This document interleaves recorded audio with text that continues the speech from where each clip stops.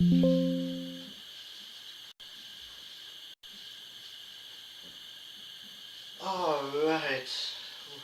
It's time. It's time for the world famous Smackdown reports. Was Smackdown any good? Well, I guess you can be the judge of that, and you can sit here and watch my view on Smackdown. So Smackdown opened up with Cody Rhodes, because of course every Smackdown has to open up with Cody Rhodes as champion. That's what happened when he was champion on Raw.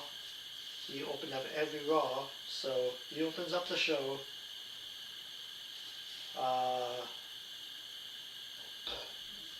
He asked the Greenville crowd, and any crowd that he ever goes to, so, what do you want to talk about? And that was the line that he used in AEW. So then he brought it here to WWE. Cody said we can talk about Saturday night's main event and Drew McIntyre. Cody said that Drew introduced this title into the match. The crowd chanted Cody, Cody, Cody Rhodes for the champion. Cody said Drew clearly does not understand Cody's reluctance to pull the trigger in the past that cost him dearly. Cody said that Drew is one of the most impressive and strongest. When he walked into the room, everybody turns their head. Cody called Drew the most self-sabotaging pro wrestler in the history of the business. Cody claimed he was moving on, and Cody said that Drew is in the rearview mirror, and Cody said he wants to do something different. He told the fans he wants to sit with them and watch Friday Night Smackdown so that all of them can decide who is next in line for the WWE Championship. So Cody wants to move away from Drew McIntyre, but I guess we'll see what will happen with that. And then Aleister Black arrived with Selena Vega, who is just Selena now without the Vega. Black mentioned that he has a chip on his shoulder.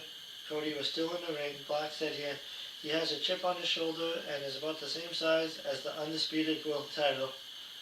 Cody took his tie off. Selena told Cody it was too bad his nightmares begins now. Selena slapped Cody in the face. SmackDown GM interrupted the promo. Aldis asked Greenville if they were thinking what he is thinking. Aldis said that if Black was looking for a fight, then he can fight Cody Rhodes in the main event tonight.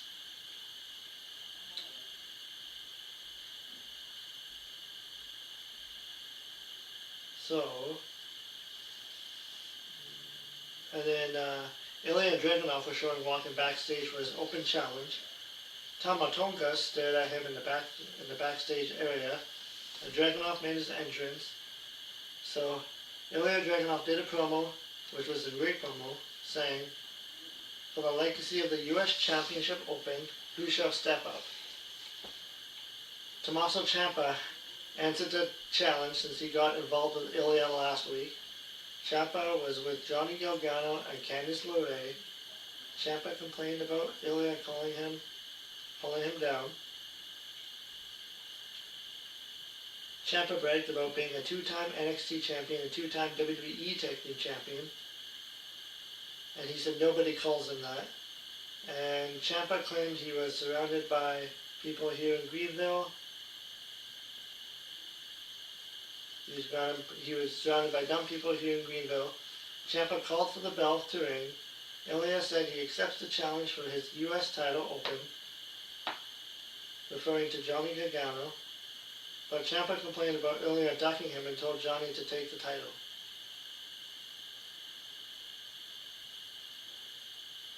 So it was Ilya Dragunov versus Johnny Gargano,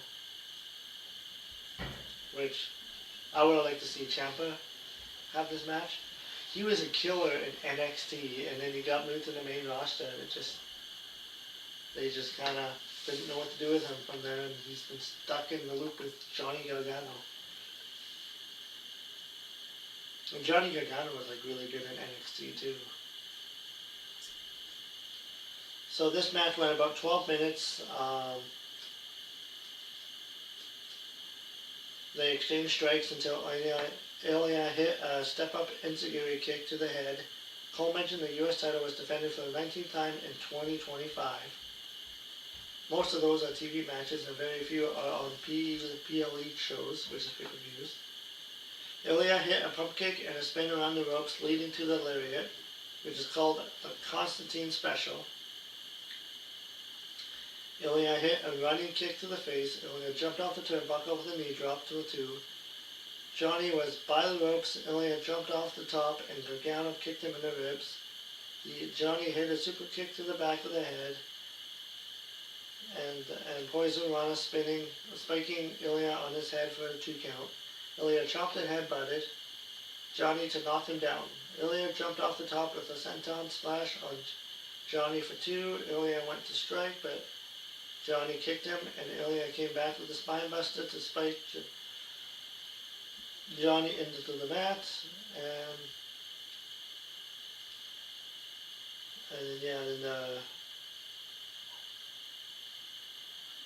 then Johnny was by the ropes. Ilya jumped off the top, and Gargano kicked him in the ribs.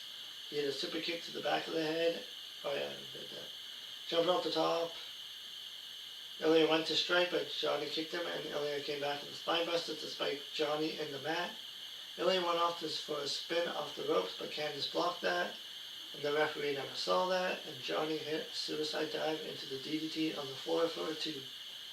Back in the ring, Johnny hit a one final beat jumping DDT for a 2 count. Great near fall there. They battled the turnbuckle where Ilya hit an impressive superplex style move. It was not done in a normal way, but it was very impressive. Ilya hit the H-bomb forearm smash for the pinfall.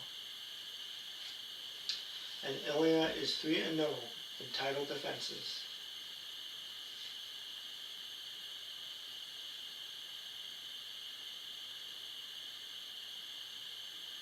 And then after the match, Sami Zayn spoke to Smackdown GM Nick Aldis. Zayn said he knows he's not clear, but he wants to have Rey Fenix's back for his match to deal with the MFTs. Aldis said that Zayn is not medically cleared. Aldis told Zayn he needs to focus on getting healthy, and that he's not asking. And Zayn said, alright, but he's not going to stand by and watch for much longer. And then R-Truth walked in. R-Truth is like a gem. It's like a comedy gem in WWE. So he walked in wearing some John Cena merchandise. Truth said he wants to be in the Last Time Is Now tournament. Aldis said he's using a tumbler with names in it. Truth has 2 balls with him and with his name on them, and Aldis said that Truth's name was already in there. Truth said something about not wanting his balls touching Nick's balls, and while it was awkward, but Truth left, and then Tommaso Ciampa was backstage where Johnny Gargano walked up to him saying he was sorry. Candice LeRae was there. Nathan Frazier and Axiom were there to mock Ciampa for not getting his challenge accepted for the 2nd week in a row. They referred to Ciampa as a loser and left, and Ciampa looked on with an angry look on his face.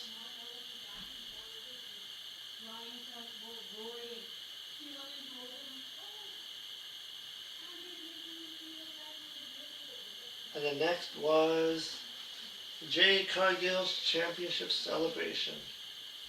And they made a big deal out of this. They put pyro in it and everything, so I think Jade Cargill's going to be champion for a while.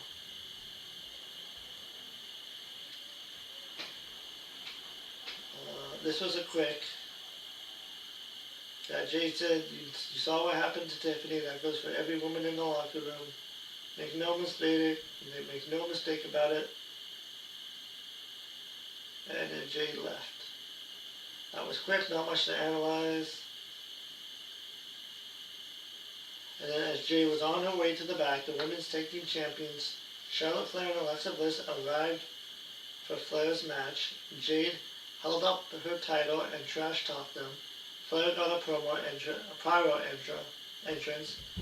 Flair wanted to confront Jade in the aisle, but Bliss held on to Flair's arm and told her to focus on the match. So they could be teasing for Jade Cargill and Charlotte Flair in the near future.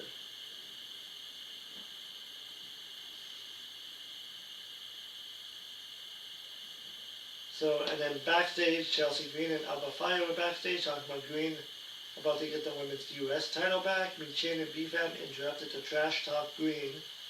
Jade Cargill walked up to them as Green said that she was about to be the greatest champion on Smackdown. Jade threatened to stomp a hole through her chest, so Green left. BFAB and Michin tried to go into the locker room, so Jade told them to move. BFAB didn't like how Jade was acting, so Jade challenged her to a match for next week, and BFAB accepted.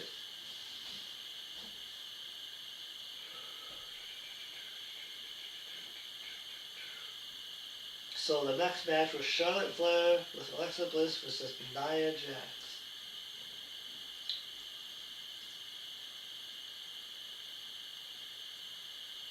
This match went about 10 minutes, and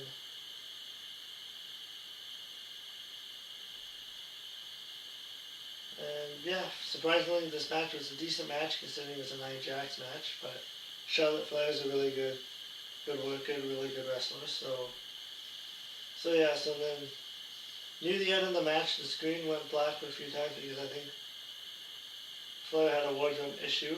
Flair went up top and hit a top rope moonsault onto Jax for 2. Jax headbutted Flair to block a figure 4 attempt. Jax caught Flair and hit a sit-up powerbomb for a 2 count. Jax took a long time to go to the middle turnbuckle and jumped off with an annihilator attempt, but Flair avoided it. Flair kicked Jax and Flair hit a knee drop onto the chest for 2. Flair kicked off the ropes and hit a tornado DDT for 2.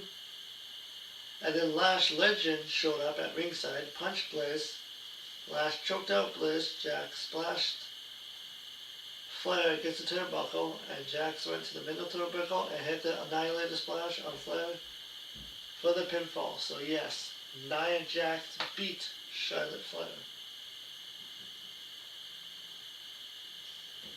So I wonder if Nia Jax and Lash Legend are going to be the next tag team to challenge for the tag team championships.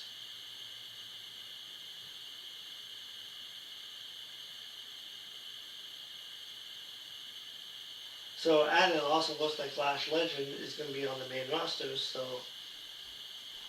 hopefully WWE doesn't screw that up, and hopefully they can use it good, because yeah, they're gonna need some stars, some new stars.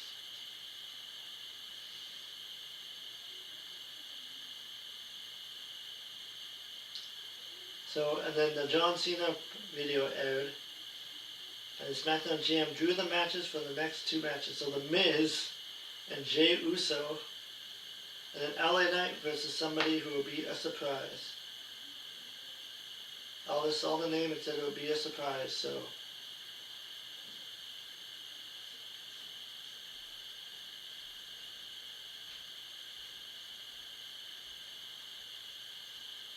So yeah, so who knows who that could be?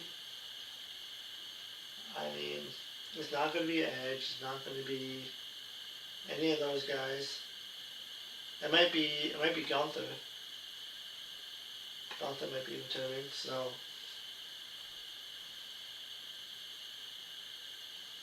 So yeah, but we'll see. I mean, we'll see where that goes. We'll see where that mystery partner is. But yeah, but there could be a lot of names in that list too, because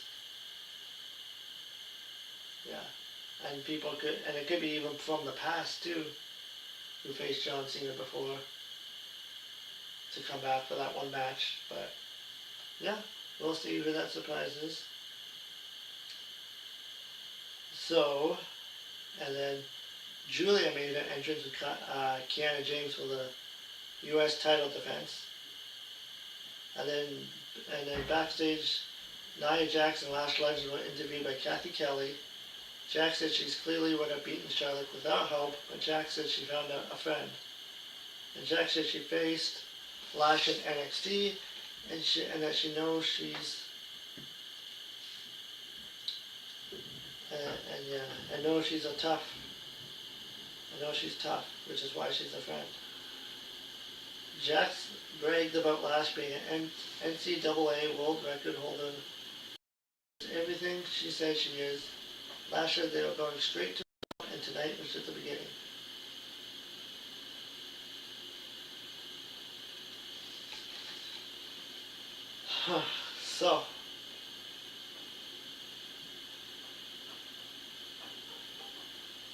So this next match, I was kind of surprised by this match. It was Chelsea Green versus Julia for the U.S. title.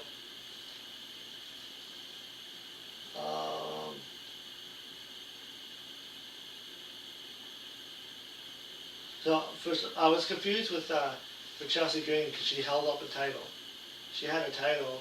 I was trying to think of what title that was, but she won. She won a title in CMLL with Ethan Page, and I don't know if they actually mentioned it on Smackdown or not, but yeah, it's just WWE started to be an AEW thing where they just have these random titles now, but yeah, she's a AAA Mixed Tag Team Champion with Ethan Page. So yeah, so this match, Julia hit a headbutt and a suplex. Green tried to roll up, but Julia hit the arrived down knee for a 2. Julia tossed Green across the ring. Julia sent Green to the apron and hit a forearm to the face. Julia choked Green across the ropes. James got involved with a cheap shot on Green. So Fire super kicked James on the floor. Julia kicked Fire, and then Green got a roll-up of death on Julia and put her feet on the ropes, and the referee never saw the cheating. And this went about 4 minutes, and Chelsea Green is once again the U.S. champion. So there's people online saying that Julia got buried, but I mean, I thought it was like, I don't know, I thought it was actually, I mean, it wasn't as predictable as people thought. Like, they actually did a surprise, so that I liked, but I don't think Julia got buried, because this will set up a rematch down the line between the two of them, and Julia could get the title back, like, because Chelsea Green is just like, yeah, she's like a comedy character, so, yeah, so it won't really hurt her to lose the title right away, but, and Julia didn't defend that title much, I don't think, so,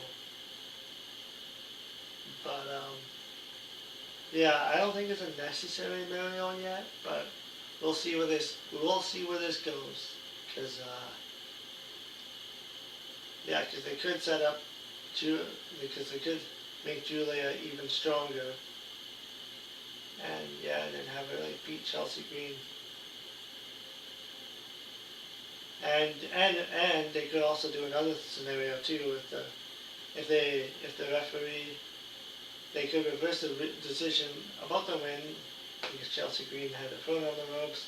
I doubt they're going to go that way, but they could. But yeah, I mean, it was very entertaining, and it was.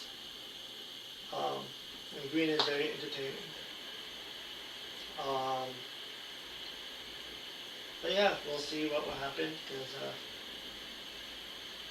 yeah, it wasn't a normal WWE title change, so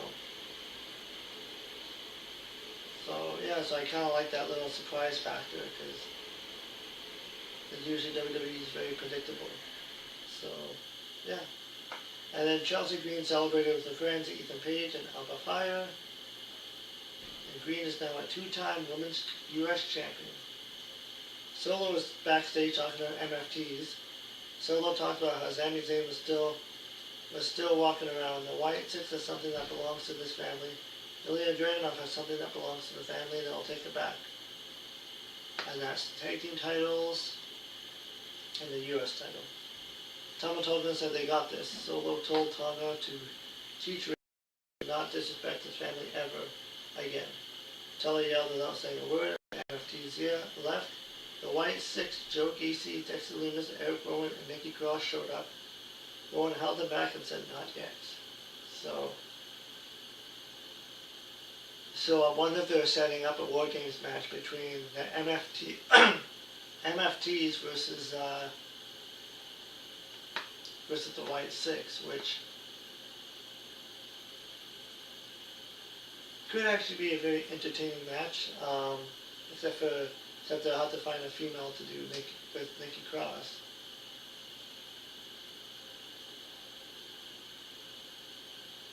No, I guess they just do it without Nikki Cross. But yeah, we'll see what they do there. So the Rey Fenix made his entrance, and then Charlotte Flair and Alexa Bliss were shown getting checked on by WWE trainers. A trainer handed Bliss some ice. The camera pinned over to show that it was actually Asuka, who spat mist in Alexa and Charlotte's face. Kairi Sane was there, and she left with Asuka. So yeah. So I think the Kabuki Warriors still have a title shot. So, or they'll still be feuding together. So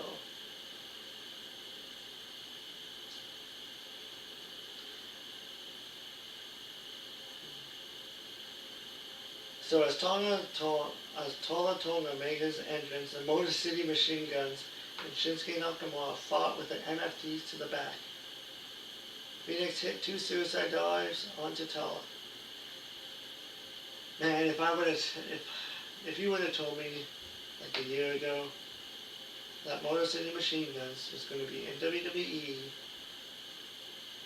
not only would they be buried and have nothing to do with but they'll be siding with Shinsuke Nakamura, I would have told you that's ridiculous. Like, Motor City Machine Guns is a great team. I know they're an old tag team now, but they're a main event talent in TNA. And now they're just kind of like jobbers, if anything. So I wonder if the Motor City Machine Guns are regretting their decision to go to WWE and not AEW.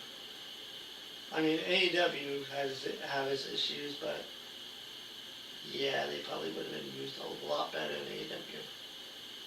Just saying.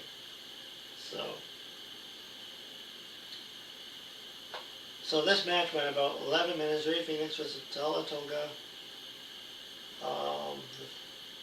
Phoenix sat Tella in the ring post, but Tella tossed Rey into the ring. After that, the bell rang to start the match. Rey kicked the knee, but Tella avoided a leaping attack on the top rope.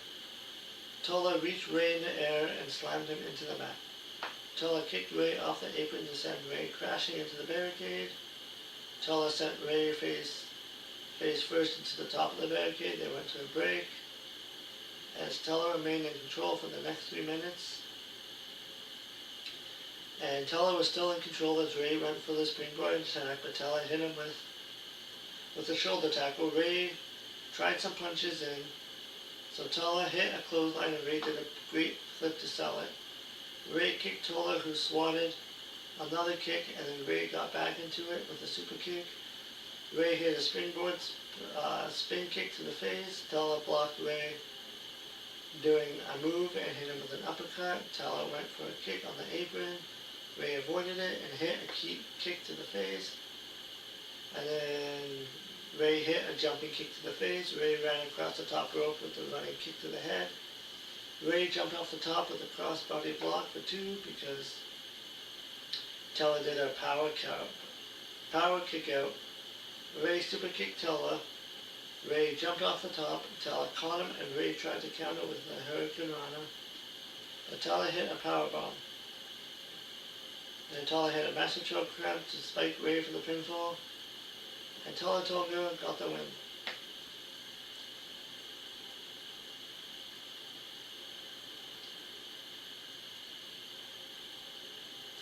And after the match, Solo wanted Tala to do more, so Sami Zayn ran down to the ring with a steel chair. Tala left as the fans chanted for Sami. So next week on Smackdown, they got Jay Cargill as B-Fab, which B-Fab doesn't really wrestle that much, so she's green, and Jay Cargill's getting there, but let's see if that match is going to be good or not. And then they got the Last Time Is Now tournament, LA Knight versus a mysterious opponent, and then Jey Uso versus The Miz. And The Miz was interviewed by Kathy Kelly backstage. The Miz said he attacked Carmella Hayes last week because he made Bella Vince. Well, actually, he didn't. He kind of buried him, but that's besides the point.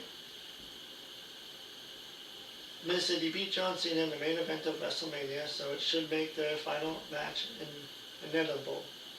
Miz claimed that there shouldn't be a tournament, especially when Miz is going to be the final opponent. Miz said that highlights like Jey Uso fade while legacies like The Miz don't fade. Miz said that the internet will whine, and he said he's going to end John Cena's career because The Miz is awesome.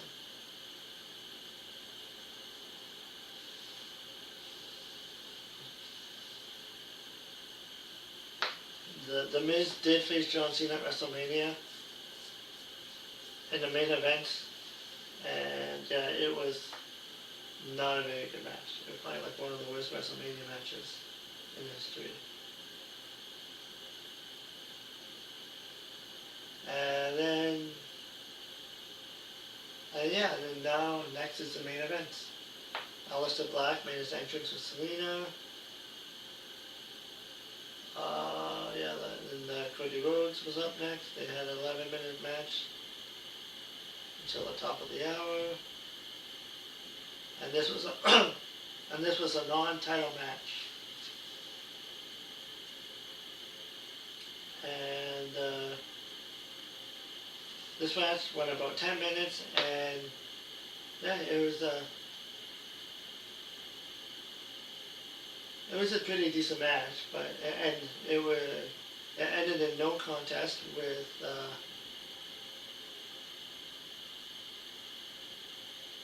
because Drew McIntyre near the end went into the ring, hit a Claymore kick on referee Dan Angler. Cody tackled Drew and punched Drew.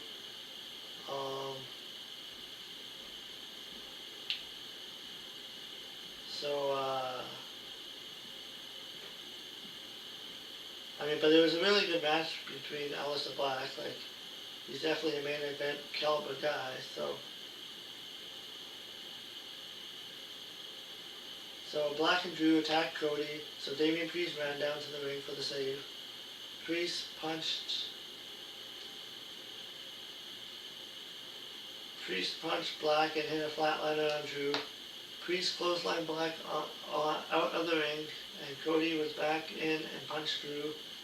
Priest went after Black with punches while they were on the floor. Selena jumped on Priest, who dumped her on the floor over the barricade, and Black gouged Priest's damaged left eye, and Priest sold it.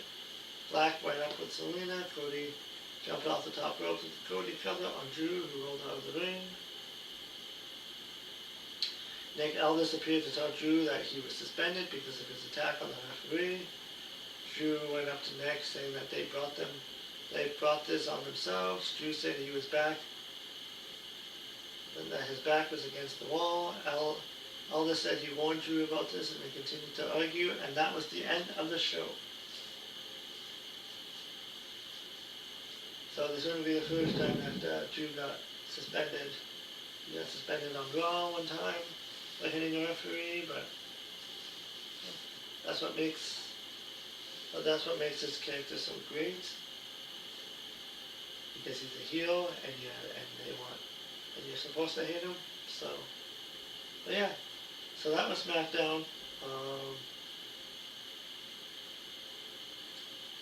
It was a pretty decent show. A few surprises and then few storylines still continuing.